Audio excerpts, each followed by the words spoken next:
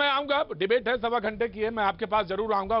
मैंने तो सिर्फ सीधा सवाल ये कहा था कि प्रधानमंत्री ना सिर्फ वायरस को समझते हैं, बल्कि उन्होंने तो सीधे सीधे उसका मैनेजमेंट भी समझा दिया। बहुत दिनों से आपकी डिमांड थी, आपने स्वागत भी किया, हालांकि खुले शब्दों में नहीं कह पाए, लेकिन कोई बात नहीं। मैं रीना गुप्ता जी, आप आम आदमी पार्टी की प्रवक्ता मौजूद है हमारे साथ, मैं उनसे पहला रिएक्शन ले लेता हूं, फिर विवेक आपके पास आता हूं। बीजेपी के प्रवक्ता हमारे साथ जफर इस्लाम साहब जुड़ गए, बहुत बहुत शुक्रिया, thank you so much Zafar Islam साहब भी। लेकिन मैं आम आदमी पार्टी के प्रवक्ता के पास जाना चाहता हूं। आप बार बार ये कहते रहे वैक्सीनेशन की उपलब्धता को लेकर, प्रधानमंत्री ने कहा कि पहले ही बताया जाएगा और उसको सूचित किया जाएगा। उन्होंने ये भी कहा कि अब सबको मुफ्त में वैक्सीनेशन मिलेगा। कांग्रेस ने स्वागत किया है, आपका इसमें क्या विचार है, आपका टिक?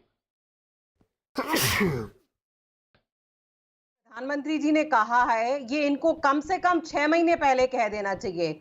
और अरविंद केजरीवाल जी और बहुत सारे लोग इस तरह की सलाह दे रहे थे, लेकिन आखिरकार जब सुप्रीम कोर्ट में फटकार पड़ी केंद्र सरकार को, जब सुप्रीम कोर्ट में जस्टिस चंद्रचूड़ जी ने कहा कि आपकी वैक्सीन पॉलिसी मनमानी और तर्कहीन है और इस पॉलिसी को आप बदलिए और अपना आप एफिडेविट पेश करिए, तो उसके डर से ही आज जो है इन्होंने पॉलिसी चेंज करी है।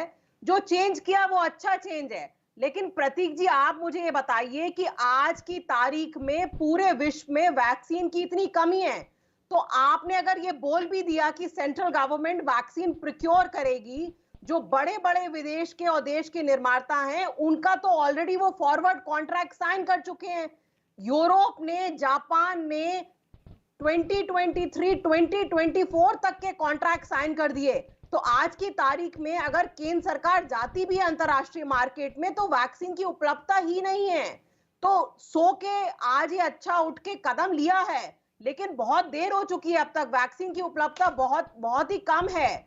और जब जो कुछ सुझाव रीना जी, मैं रीना जी मैं ये जरूर एक्सपेक्ट कर रहा था कि वो शायद एक वाक्य जरूर कहीं आएगा, हालांकि उसको टास्क फोर्स ने कहा है, मैं ये जरूर एक्सपेक्ट कर रहा था कि दिसंबर तक सबको वैक्सीनेशन मिल जाएगा। हालांकि सरकार के सरकारी प्लेटफॉर्म से ये बोला जा चुका है, लेकिन मैं एक्सपेक्ट कर रहा था इस बात को। खैर वो बात नहीं है, लेकिन उन्होंने इस बात के लिए जरूर कहा कि इन्हीं गिनी कंपनीज हैं जो बनाती हैं।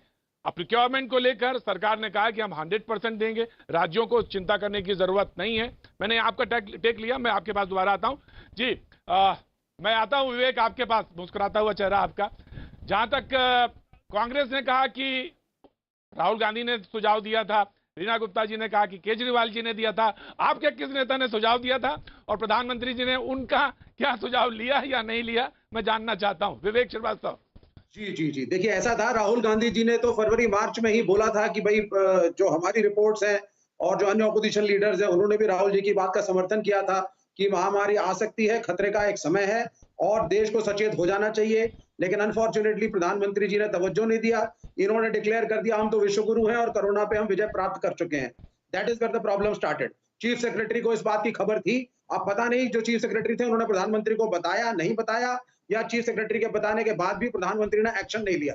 तो ये जो हुआ जिसमें ऑक्सीजन की कमी थी, क्योंकि आप ऑक्सीजन एक्सपोर्ट कर चुके थे, आप वैक्सीन विदेश में बांट चुके थे, हॉस्पिटल्स तैयार नहीं थे, बेड्स रेडी नहीं थे और शमशान घाट के अंदर 12 बजे रात तक, मैं खुद गया हूं शमशान घाटों में, 9 क्रिमेशन में मैंने पार्टिसिपेट किया है कोरोना पेशेंट्स के।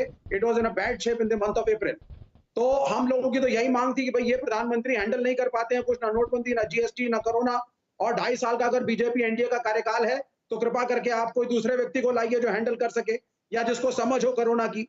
तो ये हम लोगों की एक डिमांड थी और प्रधानमंत्री ने आज उसका उत्तर देने की कोशिश करी है, लेकिन जुमलेबाजी और भाषणों से आप टेलीविजन पे आ जाइए, समस्या नहीं हल करती।